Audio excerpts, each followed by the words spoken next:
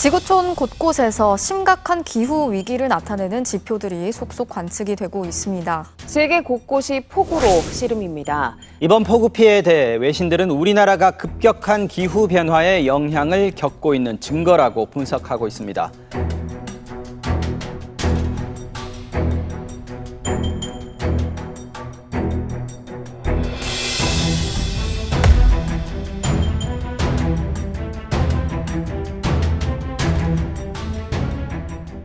안녕하세요. 저는 포스텍 환경공학부에서 기후변화를 연구하고 있는 국종성입니다. 반갑습니다.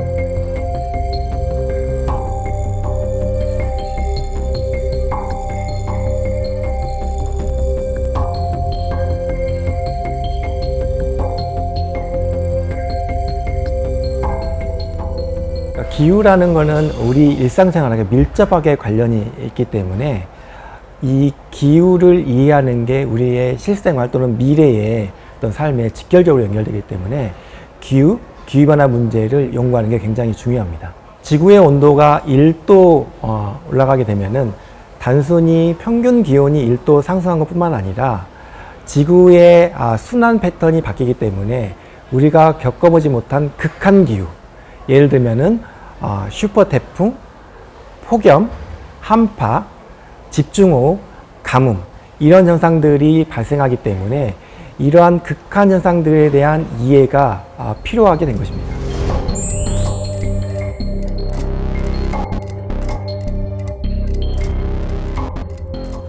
1, 2도 정도 기온이 오른다는 것은 우리가 일상에서 체감할 만한 큰 차이는 아닐 수도 있습니다. 하지만 우리가 매일 확인하는 날씨가 아니라 지구의 평균 온도가 1도 상승한다는 것은 완전히 다른 문제죠. 네, 최근 급격한 속도로 우리를 덮친 기후 위기 시대.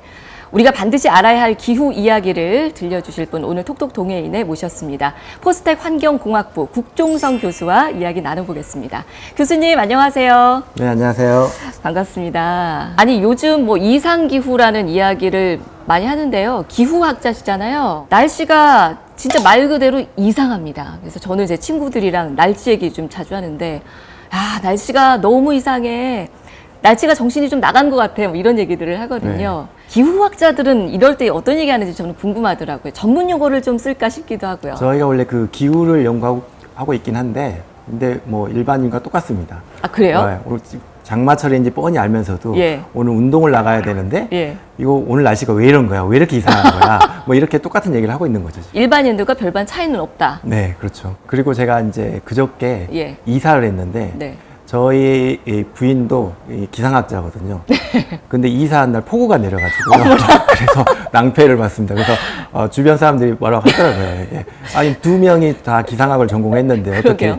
이사한 날 비가 오냐고 그런 얘기 많이 들었습니다. 네. 이거는 기상청 체육대회 날 비 내린다는 얘기가 거의 흡사한 네, 그렇죠.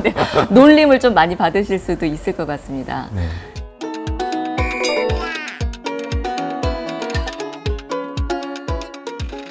날씨 얘기로 시작을 하기는 했는데요. 전 세계적으로 진짜 기상이변이 너무너무 자주 일어나고 있는 것 같아요. 특히 최근 몇 년 사이에 이런 경우가 유난히 많다라는 느낌이 드는데 그 몇 년 전에도 우리나라에서 최장 장마가 있었잖아요. 50일 넘게 비가 내리는 긴 장마가 있었고 특히 작년이 심각했던 것 같아요.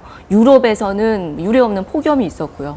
파키스탄에서는 대홍수가 나서 정말 너무나 큰 막대한 피해를 봤었고 이런 문제들만 보면 최근 몇 년 사이에 이 기후 문제가 굉장히 심각해지는 것이 아닌가라는 생각이 드는데 예전에도 그랬는데 혹시 이게 이제 사람이 망각의 동물이다 보니까 잊어버려서 그랬던 건지 아니면 학자가 봤을 때 실제로 최근 몇 년 사이에 이상기후가 유난히 많이 나타나고 있는 게 맞는지 저는 궁금합니다. 기본적으로 이제 우리가 망각을 하기 때문에 그런 면도 일부 있겠지만요.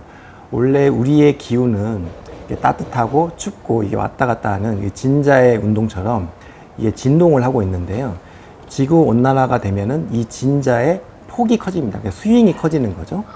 그렇게 되면은 많이 덥기도 하고 많이 춥기도 하고, 즉 이상 기상이 많이 발생하는 거죠. 지구 온난화가 되면은 이상 기상이 많이 발생한다는 것은 과학적으로 이미 증명된 사실입니다. 최근 몇 년 사이에 이상 기후들이 많이 나타난다는 게 지구 온난화에 따른 결과네요. 아니 그렇다면 도대체 지구의 온도가 얼마나 높아졌길래 이런 문제들이 생기고 있고 사람들이 이거는 위기다라는 이야기를 하는지 궁금합니다. 몇 도가 오른 거예요?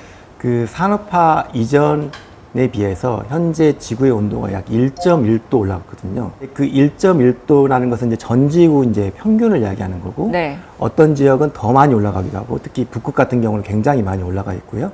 어떤 지역은 또 바다에 있는 지역은 좀 더 적게 올라가고, 이렇게 지금 지구 온도가 올라가고 있습니다. 아 그럼 산업화 이후라고 하면은 대략 한 100년 사이에 네.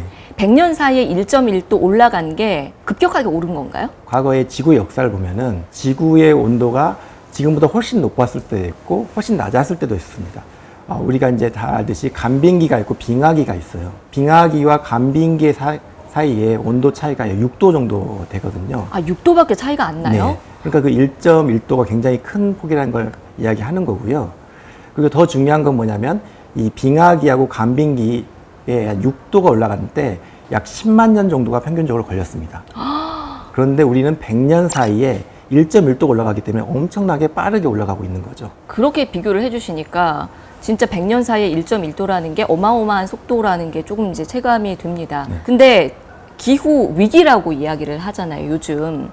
그러면 뭐 1.1도 올라가는 것이 급격한 속도라고 이야기는 하셨지만 이거를 꼭 위기라고까지 표현을 하는 거는 왜인가요? 지구온난화 내에서 온도가 1.1도 올라가는 게 평균적인 기후 상태가 1.1도 이렇게 수평적으로 이동하는 것도 있지만 아까 제가 말씀드렸다시피 지구는 이렇게 진동을 하는데 이 진동의 스윙의 폭이 커지기 때문에 극한 현상들이 더 자주, 더 강하게 발생하는 거죠. 그렇기 때문에 우리가 기후 위기로 이제 인식할 수가 있는 거죠.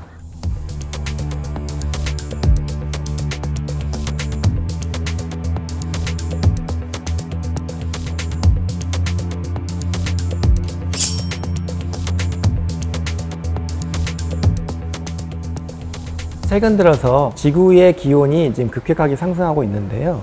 현재 산업화 이전에 비해서 지구의 온도가 1.1도 올라가고 있고 우리가 더 체감할 수 있는 거는 전 지구적으로 경험하지 못한 극한 현상들. 예를 들면은 작년에 유럽은 극한 폭염과 가뭄, 산불들이 역사적으로 유례 없이 많이 발생을 했고요. 남극의 빙하가 급격하게 녹으면서 남태평양에 있는 섬나라들, 특히 산호섬으로 되어 있는 데는 100년 안에 그 섬 자체가 잠길 거라고 지금 예상이 되고 있고요. 지난주 같은 경우에는 네덜란드에 큰 폭풍이 발생을 했습니다.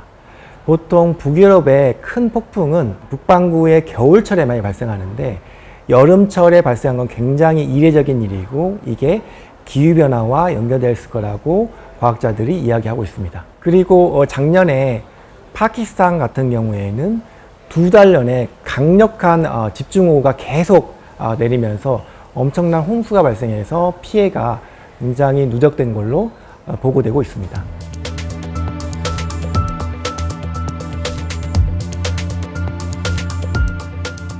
요즘 들어서 우리나라도 특히 지금 이제 촬영 날짜를 기준으로 지난주에 장마철이었다고 하다가 그 이후에 비가 더 많이 내리니까 이제는 뉴스에서 오늘부터 진짜 장마다. 이제 극한 호우가 온다. 이런 표현을 쓰더라고요.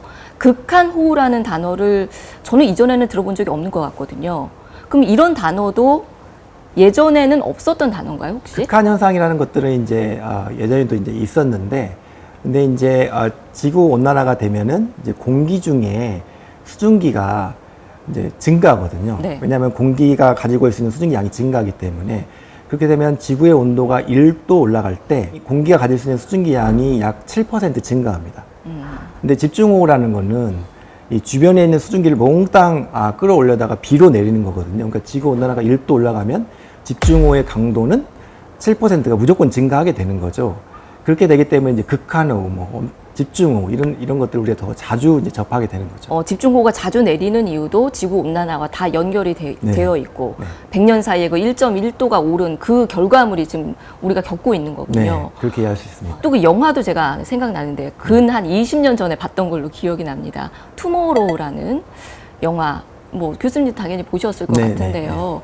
그 영화에 보면 저는 그때 당시에 그 영화를 보면서 한 번도 상상해 본 적이 없는 재난 상황을 영화를 통해서 봤었거든요. 빙하가 녹으면서 그 재난이 상황이 벌어지잖아요. 빙하가 녹았는데 막 뉴욕에 갑자기 얼어붙고 이런 상황들을 영화 속에서 표현을 하는데 이것도 과학적으로 가능한 얘기인가요? 영화의 그 모티베이션이 네.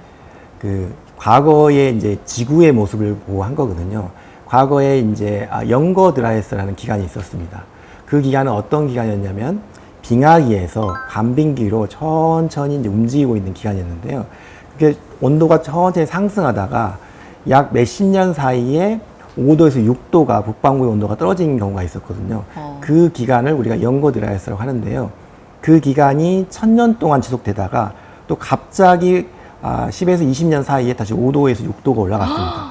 이런 급격한 기후변화가 발생을 해가지고 예. 많은 이제 생태계가 이제 파괴되고 이제 멸종하고 이제 그랬었는데요. 그거를 배경으로 한 게 영화입니다. 그러면 실제로 그것도 가능한 얘기네요, 그러면. 그렇죠. 지구 온난화가 되면은 우리의 그 지구가 가지고 있는 시스템이 예. 어떤 그 힘에 대해서 천천히 반응하다가 어느 순간 갑자기 와. 튀는 경우가 생기거든요. 우리를 전문적으로 기후 임계점이라고 하는데요. 네. 그런 기후 임계점이 발생하게 되면은 지구의 온도가 갑자기 상승할 수도 있고 갑자기 하강할 수도 있고 예측 불가능한 상태가 되는 거죠. 그러니까 그런 것들이 과거에 존재했고 네. 앞으로도 존재할 가능성이 있기 때문에 우리가 우려를 하고 있는 것이죠. 그 영화에서 보면 정말 무서웠던 부분이 사람들이 정말 평화롭게 일상을 살고 있다가 정말 어느 날 갑자기 그 주인공인 기후학자가 지금 다 대피를 해야 된다. 갑자기 지금 빙하기가 올 거다라고 이야기를 하잖아요. 그리고 정말 거짓말처럼 갑자기 그 도시가 다 얼어붙고 사람들이 동사를 하고 그러니까 이게 충분히 가능한 시나리오라는 말씀이신 거죠. 그 영화의 경우에는 이제 약간 영화적 상상력이 좀 많이 이제 들어간 거고요. 예. 아까 말씀드렸지만 한 몇십 년 사이에 5도에서 6도가 떨어지니까 일부 지역에서는 폭설이 내리고 극한 한파가 오고 뭐 그런 경우가 발생할 수는 있겠죠. 네. 하지만 뭐 그렇게 뭐 며칠 사이에 그렇게 기후가 급격하게 바뀌지 않겠지만 지금 우리가 체감하고 있는 기후변화보다는 훨씬 빠른 속도로 우리에게 다가올 가능성도 있다라고 말씀드릴 수가 있을 것 같습니다. 저는 그 얘기도 충격적이더라고요. 그 극지방의 그 땅 속에 얼어있는 땅, 영구 동토층이라고 하던데 그 동토층이 지금도 녹고 있다고 하더라고요. 빙하만 녹는 게 아니라 그 땅 밑에도 녹고가 있어서 이게 완전히 판도라의 상자다. 동토층이 녹게 되면은 이제 얼어 있었던 고대 바이러스들이 다시 활성화가 되면서 다 방출이 돼서 어떻게 될지 모른다. 당연히 우리는 그 바이러스들이 한 번도 면역이 된 적이 없을 것이고 그런 무시무시한 이야기를 들은 적이 있는데 이게 한낱 좀 지나친 상상력인지 아니면 이 또한 우리가 대비를 해야 되는 시나리오 중에 하나인지 좀 궁금하더라고요. 일단 영구 동토층이라는 것은 이제 몇천 년 동안 계속 이제 얼어있던 땅인데요.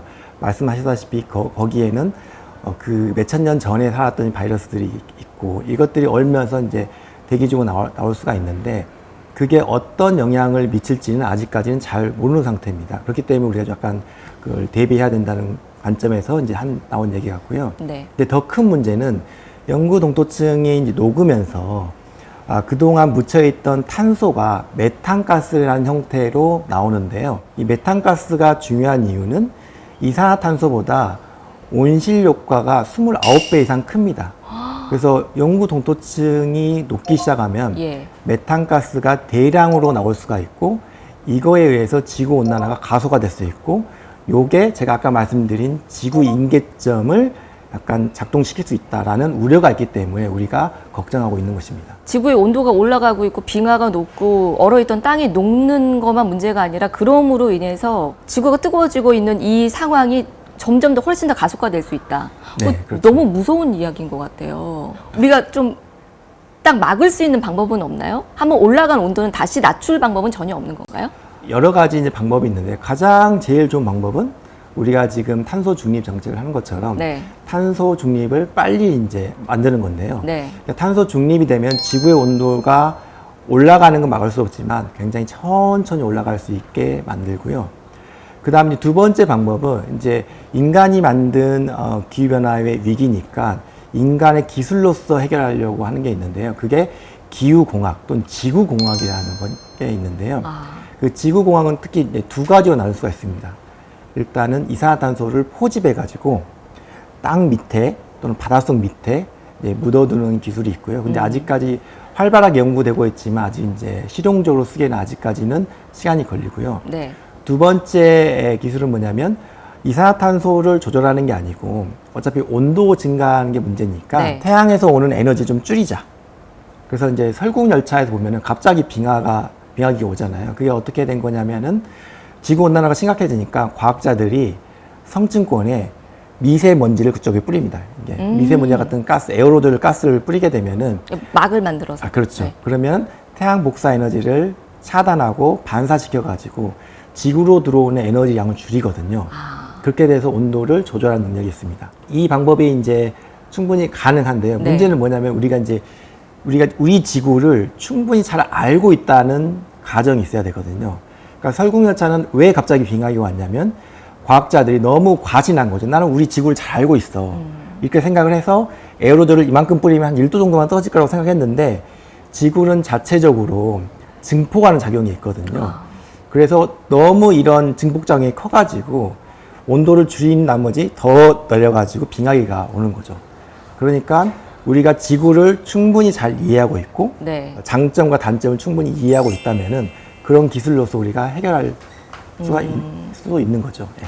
지구 온난화가 우리 지구에 좀 갖고 오게 될 좀 무서운 이야기들을 좀 계속하고 있는데 일단은 지구 온도가 올라가면 빙하가 녹을 것이고 그러면은 이제 뭐 해수면이 뭐 올라갈 것이고 어떤 학자들 말로는 그로 인해서 이제 뭐 이 해류가 바뀌게 될 것이고 그로 인해서 뭐 식생도 바뀌게 될 것이고 이런 얘기들을 계속 하게 되는데 이렇게 연쇄적으로 반응들이 계속 일어나다 보면 결국에는 어떤 결말까지 가게 되는 건가요? 지금 현재는 이산화탄소가 천천히 올라가면서 우리의 지구가, 우리의 기후가 천천히 좀 상승하고 있습니다. 그렇게 되면은 이제 우리가 이제 여러 가지 이제 경제적 비용이 발생을 하는 거죠. 현재는 그런 상태에 있지만은 지구의 이산화탄소가 꾸준히 증가하면은 어느 순간 지구의 임계점에 도달할 거거든요. 임계점에 도달하게 되면 기후가 급격하게 바뀌게 되기 때문에 그렇게 되면 지금 현재까지는 경제적 피해에 못 넣었지만 네. 이제 사회적 시스템의 붕괴까지 올 수가 있는 거죠. 그렇기 때문에 우리가 그런 임계점이 언제 올지를 정확히 알아야 되고 그게 오지 않기 위해서 빠르게 우리가 행동을 해야 되는 거죠. 임계점을 그러니까 정확히 모른다는 말씀이신가요? 네. 현재로서는. 네. 그러니까 이 임계점이라는 거는 이제 일부 과학자가 지구의 온도가 2도 정도 올라가면 그런 임계점이 올 수 있지 않을까라고 그냥 제한 정도 하는 정도거든요. 근데 정확히는 우리가 지구에 대한 이해가 부족하기 때문에 그 임계점이 정확히 어디 있는지를 잘 모르는 거죠. 어떤 학자는 또 이런 말을 했다고 하더라고요. 아까 그 임계점 2도를 말씀하셨잖아요. 지구의 온도가 2도가 오르게 되면은 지금 지구상의 생물 다양성의 50%까지 사라질 수도 있다. 이건 생각만 해도 너무 무시무시한 이야기잖아요. 네. 그렇게 되면 50%가 사라지면 남아있는 50%도 결국에는 굉장히 빠른 속도로 당연히 이제 사라지게 될 것이고 결국은 지구에는 아무 생물도 살지 못하는 그런 것까지 우리가 상상할 수도 있는 건가요? 단순히 2도가 되면은 뭐 식물이 이렇게 막 대멸종이 발생하는 게 아니고 2도가 되면은 지구의 임계점, 그러면 급격한 기후변화가 발생할 수 있으니까 2도 이후에 기후가 갑자기 변할 수 있다는 가능성을 얘기하는 거죠. 그렇게 되면은 2도에서 3도 또는 2도에서 더 밑으로 내려가는 이런 속도가 빨라지게 되면은 우리의 식물들은 기후에 빠르게 적응하지 못하거든요. 그러니까 빠르게 기후가 바뀌게 되면은 적응하지 못하는 식물들이 멸종할 수가 있게 된다는 얘기겠죠. 우리가 아직까지는 그 기후변화 임계점을 우리가 경험해 본 적이 없기 때문에 정확하게 그 임계점이 어디인지는 모르지만 그거를 교수님 지금 그게 어디인지를 연구를 하고 계시는 거죠? 네, 맞습니다. 그럼 그 임계점이 어디인지를 이제 최대한 추적을 해서 알게 되면은 우리가 지금 이 기후 변화 상황, 기후 위기 시대를 극복할 수가 있게 되는 건가요? 만약에 이제 제가 이제 연구를 해가지고 그래서 기후의 임계점이 2.5도가 되면은 우리 지구가 이렇게 급격하게 바뀔 거예요. 이렇게 정확한 과학적 근거를 제시하게 되면은 모든 거의 중요성이 거기에 더 중점을 두겠죠. 그러면 우리가 탄소 중립을 훨씬 더 빠르게 하고 우리가 행동을 할 수가 있는 거죠. 아, 그렇네요. 그러니까 사실은 우리가 기후변화를 막기 위해서 할 수 있는 게 굉장히 많거든요. 하지만 우선순위에 밀려서 지금 기후변화가 진행되고 있는 거거든요. 근데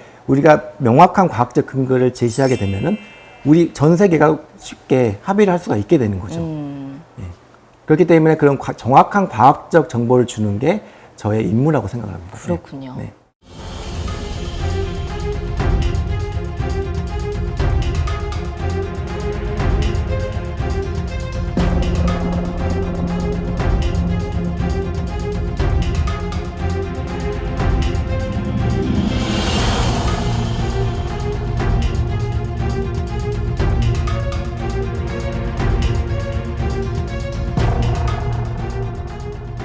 교수님 포스텍 오시면서 포항에 살기 시작하신 건가요? 네, 맞습니다. 그럼 네. 한 10년 정도 되셨나요? 그렇죠. 네, 10년 됐습니다.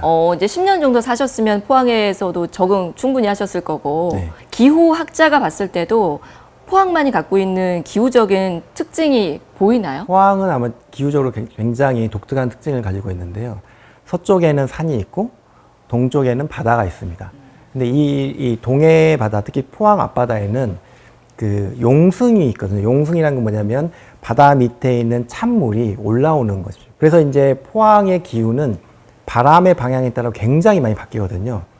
이 서풍이 불게 되면은 산을 넘어오기 때문에 페엔 현상에 의해서 온도가 많이 올라갈 수도 있고요. 동풍이 불게 되면 바다에서 바람이 불어오기 때문에 굉장히 시원함을 느낄 수가 있게 되는 거죠. 일상적으로는 눈이 많이 안 오지만 네. 동해에서 이제 저기압이 발달해 가지고 가끔씩 이 동풍이 불어서 눈이 오게 되면 폭설이 오기도 하고 포항만의 굉장히 독특한 기후를 가지고 있는 거죠. 기후 얘기하니까 일단은 작년에 그 트라우마가 좀 떠올라서 신남노 태풍 때문에 포항이 전체적으로 많이 힘들었거든요.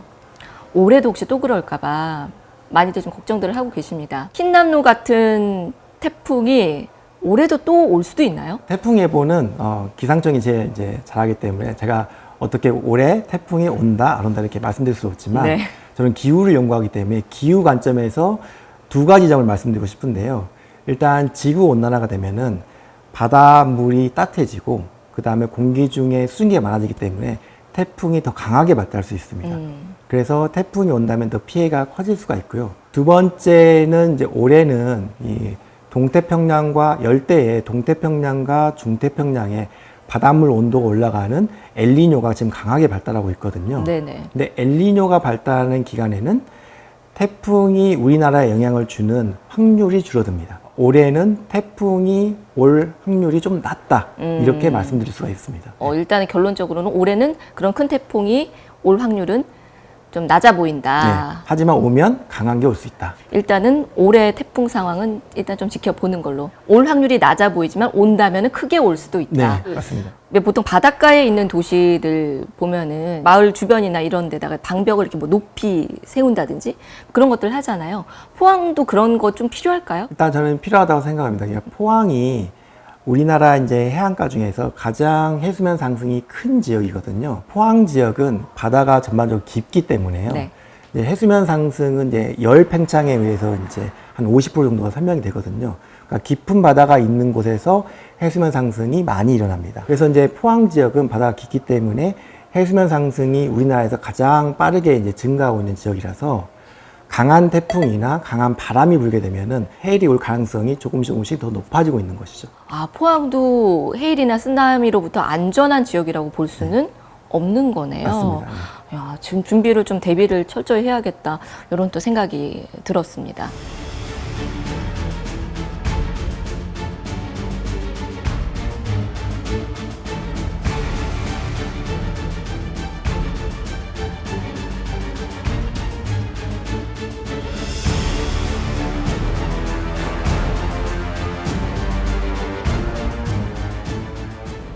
기후학자로서 연구 생활을, 연구 활동을 20년 넘게 하셨죠? 한 네. 25년 정도 하셨나요? 맞습니다. 25년 했습니다. 그 기후학 분야에서는 교수님께서 굉장히 유명하신 분이더라고요. 또 연구를 잘하는 학자로 꽤 이름이 알려져 있는 걸로 제가 이야기를 감사합니다. 많이 들었는데 식물성 플랑크톤을 연구를 하셨더라고요. 저는 기후하고 식물성 플랑크톤이 무슨 관계가 있을까 좀 의아하다는 생각도 했었거든요. 또 이 논문이 워싱턴 포스트지에도 소개가 됐다고 그 정도로 화제가 됐었나 보더라고요. 어떤 내용인가요? 식물성 플랑크톤 연구는 제가 가장 재밌게 한 연구 중에 하나인데요. 보통의 경우에는 이제 식물성 플랑크톤이 이제 번성을 하게 되면은 지구 온난화를 완화시켜준 역할을 한다고 알려져 있었습니다. 식물이니까 어쨌든. 네, 예. 식물이니까 이제 이산화탄소를 많이 흡수해가지고 이산화탄소를 줄여줘서 지구 온난화를 조금 약화시켜준다라고 이제 알려져 있는데요. 저희가 발견한 건 뭐냐면 식물성 플랑크톤이 이제 기후 변화가 되면서 북극 지역에 더 많이 번성하게 되고요. 특히 봄철에 그렇게 되면은 식물성 플랑크톤이 태양 에너지를 흡수하기 때문에 네. 바다에 있는 얼음을 더 많이 녹이고 그러면 태양 에너지를 더 많이 흡수해서 북극의 온난화를 더 증폭시킨다. 이런 연구를 진행했습니다. 기존의 연구에 비해서 정반대되는 주장을 했기 때문에 네. 굉장히 많은 관심을 받았던 것 같습니다. 일반인인 제가 들어도 충격적이다라는 생각이 들었는데 학계에서도 깜짝 놀랐을 것 같아요. 주변 반응도 좀 궁금한데요. 이제 논문을 이제 출판을 하고 나서 어떤 이야기들 많이 들으셨어요? 기존에 식물성 플랑크톤이 그게 뭐 해봤자 온도를 얼마나 올리겠어. 이런 얘기를 많이 들었는데 저희가 이제 실질적으로 이제 컴퓨터를 이용해서 실험을 해보니까 생각보다 너무 많은 양, 특히 지구 온난화 효과의 20% 정도를 설명한다고 그래가지고 20%씩이나. 북극 지역에서 20%를 설명한다고 그래가지고 주변의 과학자들도 굉장히 많이 놀랬고요. 네. 그래서 많은 관심을 많이 받았고요. 또 이제 하나의 재미있는 에피소드가 있었는데요. 네. 논문이 출판된 일주일 후에 미국의 이제 대학에 계시는 교수님이 저한테 이제 이메일을 보내셨습니다. 제 논문을 읽고 나서 네. 영감을 얻었다고 하시더라고요. 오. 그래서 자기가 이제 사이언스 포엠이라고 그래가지고 과학적인 시를 써가지고 저한테 이메일을 보내주셨더라고요. 이메일로 시를 써서 네. 이거는 어마어마한 그 존경의 표시 아닌가요? 그래서 제가 그 시를 이제 꼼꼼하게 읽어보니까 네. 그 시를 읽어보면은 제 논문을 읽을 필요가 없이 거기 내용이 다 들어 있더라고요. 그래서 와. 현재도 지금 그분의 이제 홈페이지에 가보면은 그 예. 시를 직접 볼 수가 있습니다. 아, 그래요? 네. 그 홈페이지 한번 찾아봐야겠습니다. 네, 네.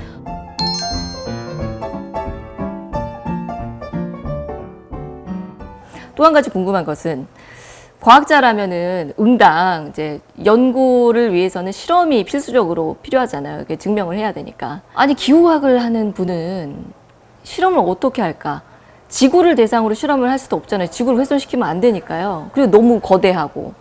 실험을 어떻게 하세요? 저희는 이제 실험을 하기 위해서는 가상의 지구를 만듭니다. 그래서 어떻게 만들어요? 그 컴퓨터 시뮬레이션을 이용해서 네. 이제 컴퓨터 언어로 가상의 지구를 만들어서 이제 지구를 움직이는 방정식을 세우고 그 방정식을 컴퓨터 언어로 표현해 가지고 이제 기후 모형이라는 가상의 지구를 만듭니다. 예를 들어서 이제 아까 그 식물성 플랑크톤의 효과도 네. 식물성 플랑크톤을 저희가 없애보기도 하고 더 많이 만들기도 하고 그렇게 실험을 해서 지구가 어떻게 반응하는지 이런 것들을 보면서 이제 우리가 가지고 있는 기후 시스템을 이해하는 것이죠. 약 10만 개의 편미분 방정식을 푸는 겁니다. 근데 제가 수학을 잘 필요는 없고요. 예. 컴퓨터가 푸나요? 예, 컴퓨터가 똑똑하니까 예. 저는 방정식을 주고 너 이거 풀어라고 하게 되면은 컴퓨터가 풀어서 답을 줍니다. 네. 저는 그 답을 가지고 해석만 하면 되는 거죠. 아, 그렇군요. 네. 저는 또 단순하게 어떤 생각을 했냐면 이렇게 어렸을 때 우주 모형 같은 거 만들잖아요. 그런 걸 이렇게 만들어가지고 하나? 이런 유치한 생각을 잠시 했었는데, 컴퓨터를 이용해서 이제 정확하게 시뮬레이션 해보고, 그런 식으로 이제 증명을 하는군요. 이 부분도 참 재미있게 들었습니다. 연구를 많이 해오시고, 그동안에 보니까 뭐 에이펙 과학상도 받으시고, 뭐 다 언급할 수 없을 정도로 많은 상을 받으셨더라고요. 어떨 때 제일 보람을 느낄지 궁금합니다. 과학자로서. 역시 상을 받을 때인가요? 그건 아니고요. 제가 이제 연구를 나름 이제 재밌게 하려고 노력하고 있는데 과학자로서 가장 뭔가 그 재밌었던 거 또는 카타르시스가 느껴지는 건 뭐냐면 네. 저희가 이제 기후 모형이나 또는 다른 거 가지고 이제 가설을 세웁니다. 그래서 이것 때문에 이게 발생할 거라고 이제 가설을 세우는데 제가 그 만들었던 가설이 자료를 통해서 검증이 될 때 그때 그 포인트에서 카타르시스가 느껴집니다. 그래서 굉장히 큰 그 재미를 느끼게 되고요. 가장 이제 보람된 건 뭐냐면 제가 10년 동안 이제 학생을 가지고 있는데 네. 아무것도 이제 몰랐던 학생들이 이제 저와 연구를 하면서 그 학생들이 이제 성장해가는 모습이 있거든요. 그래서 어느 순간 이 친구가 나보다 더 뛰어난 것 같은데 이런 생각이 들 때 그때 가장 큰 보람을 느낍니다. 오늘 교수님께 기후와 관련된 이야기들 들으면서 저도 이제 공부가 되는 시간이었는데요. 요즘 기후 위기라는 이야기들을 모두가 하고 있지만 정말로 우리가 지구를 지켜낼 수 있는 시간이 얼마 남지 않았구나라는 걸 체감적으로 느끼는 그런 시간이었습니다. 좀 위기감이 저도 확 들더라고요. 그래서 아마 앞으로도 하고 싶은 일이 많으실 것 같아요. 학자로서 어떤 최종 목표를 갖고 계세요? 지금까지는 제가 연구를 이제 그냥 그 학문의 그 재미, 그러니까 아까 말씀드렸듯이 그 지구를 이해하면서 거기에 대한 즐거움 그렇게 했었는데요. 최근 들어서 이제 기후 위기가 심각해지고 저 자체도 이제 기후 위기가 좀 심각하게 이제 느껴지면서 이런 생각을 하게 되더라고요. 제가 이렇게 공부했던 게 사회에 어떻게 반영을 될 수 있지 않을까. 그래서 이제 최근 들어서는 기후 위기에 대한 우리가 어떻게 대응해야 되는지, 그러기 위해서는 일반 대중들이 기후에 대한 이해가 높아져야 되고, 그 다음에 정책을 결정하신 분들이 기후에 대한 이해가 좀 높아야 된다고 생각하거든요.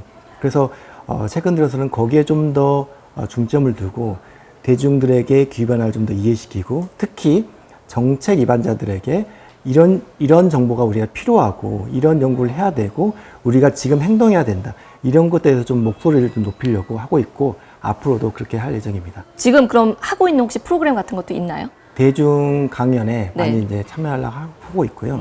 그다음에 이제 이 공무원들이나 이런 정책 결정하는 데 회의에 가서 이제 이런 정확한 과학적 정보를 전달하려고 지금 노력을 하고 있습니다. 사실 이제 기후가 인류의 생존과도 직결되는 문제라는 거를 오늘 이 시간 말씀을 들으면서 확실하게 좀 느꼈습니다. 교수님께서 앞으로도 많은 분들께 이런 경각심을 많은 분들이 가질 수 있도록 앞장서 주시고 애써 주시면 감사하겠습니다. 오늘 정말 소중한 말씀 잘 들었습니다. 교수님, 앞으로도 교수님 연구 저희가 많이 응원 드리도록 할게요. 오늘 나와주셔서 고맙습니다. 네, 감사합니다.